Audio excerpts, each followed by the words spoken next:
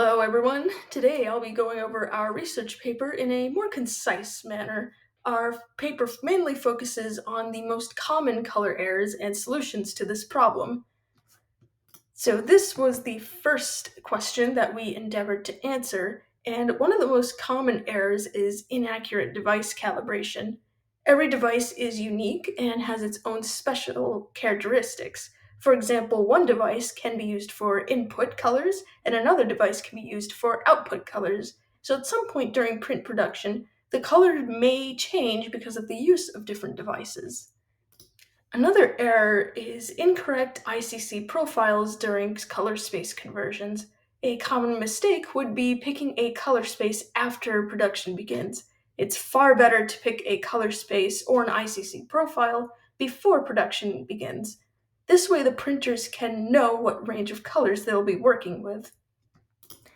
Gamut mismatches can also occur during print production. For example, CMYK usually has a smaller gamut, resulting in colors outside of that gamut not being reproducible in print, at least not accurately.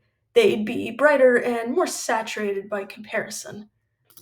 The second research question we answered is: in what ways do color profiles and gamut limitations influence color space transformations?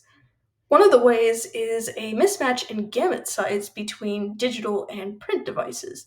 So, as stated previously, certain colors would be out of gamut, making them much brighter by comparison.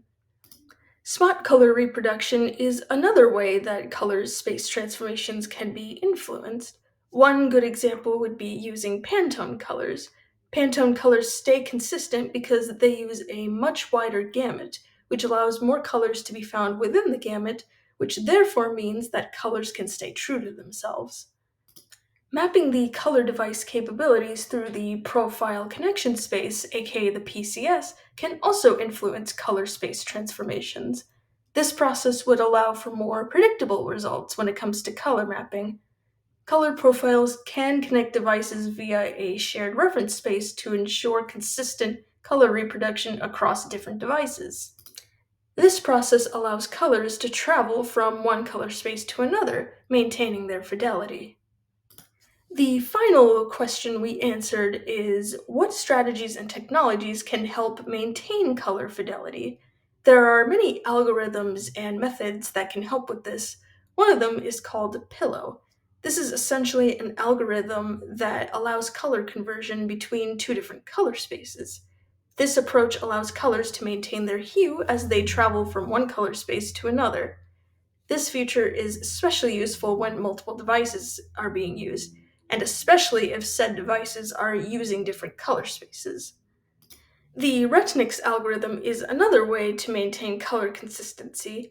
It essentially copies how the human eye sees colors under different lighting situations. This algorithm estimates an illuminant's color within a patch when transforming from one illuminant to another. This Retinix algorithm will improve image quality as it will correct any lighting distortions that may occur. Chromasticity correction it can also be used. Chromasticity essentially focuses on pigment strength and removes color casts to prevent misinterpretations of the image.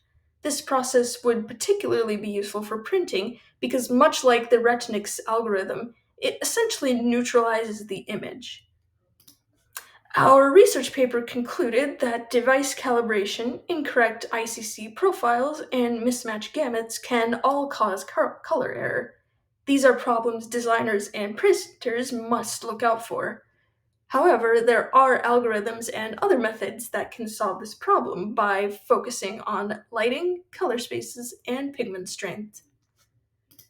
Thank you so much for listening. I hope you learned something about color accuracy today. Have a good one!